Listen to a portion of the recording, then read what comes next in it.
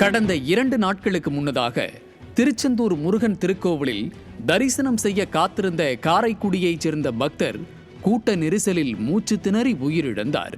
இதேபோல ராமேஸ்வரம் ராமநாத சுவாமி திருக்கோவிலில் சுவாமி தரிசனம் செய்வதற்காக ராஜஸ்தான் மாநிலத்தைச் சேர்ந்த பக்தர் வரிசையில் நின்று கொண்டிருந்த போது கூட்ட நெரிசலில் சிக்கி திடீரென மயங்கி விழுந்தார்.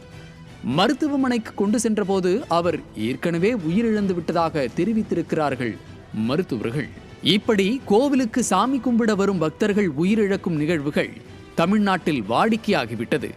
ஏற்கனவே கடந்த ஜனவரி மாதம் திருச்செந்தூர் கோவிலுக்கு திமுக அரசின் அறநிலையத்துறை அமைச்சர் சேகர்பாபு சென்றபோதே கோவிலில் கட்டண வரிசை உட்பட அனைத்து தரிசன வழிகளிலும் கூட்ட நெரிசல் அதிகம் ஏற்படுவதை மக்கள் முறையிட்ட போது திருப்பதிக்கு போறான் 24 மணி நேரம் நிப்பான் என்று பக்தர்களின் உணர்வுகளையும் முறையிடலையும் உதாசீனப்படுத்தி பேசியதோடு அல்லாமல் கூட்ட நெரிசலை தவிர்க்க எந்த நடவடிக்கையும் எடுக்காமல் இருந்ததே இன்றைய உயிரிழப்பிற்கு காரணம் என்று எதிர்க்கட்சி தலைவர் எடப்பாடி கே பழனிசாமி குற்றம் சாட்டியிருக்கிறார்.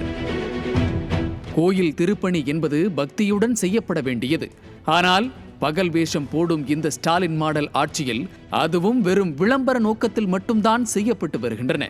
கோவிலுக்கு வரும் பக்தர்கள் நிம்மதியாக சுவாமி தரிசனம் செய்ய வேண்டும் என்ற எண்ணம் இந்த அரசுக்கு துளியும் இல்லை என்பது இதுபோன்ற நிகழ்வுகளின் வாயிலாக தெளிவாக தெரிகிறது.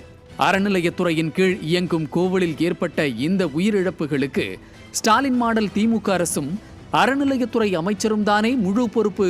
திமுக ஆட்சியில் அரசு அலுவலகங்களில் ஏதேனும் வேலை நடக்க வேண்டும் என்றால் லஞ்சம் கொடுக்காமல் ஓர் அணுவும் அசையாது.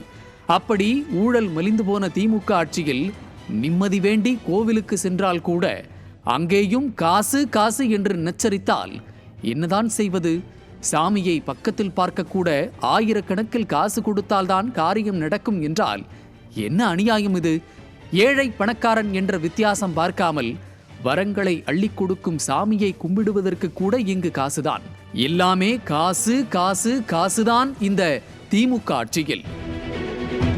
கோடிக்கணக்கில் வருமானம் வரும் கோவில்களில் பக்தர்களின் வசதிக்காக எந்த ஒரு துரும்பையும் கூட கிள்ளி போடாத இந்த அரசாங்கம் வாய்க்கிழிய பேச்சு மட்டும்தான். எல்லோரையும் சமமாக பார்க்கும் திருக்கோவில்களிலேயே கட்டணம் என்ற பெயரில் மக்களை சுரண்டுவது மட்டுமல்லாமல் எந்தவிதமான ஏற்பாடுகளும் செய்யாதது ஏன்?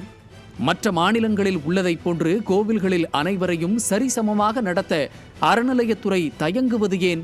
ஆக மொத்தத்தில் சேகர்பாபு அறநிலையத்துறை அமைச்சர் போல அல்லாமல் அடாவடி அமைச்சராகவே செயல்படுகிறார் என்பதுதான் நிதர்சனம். நியூஸ் ஜே செய்திகளுக்காக இணையாசிரியர் மனோஜ்குமார் கோபாலன்.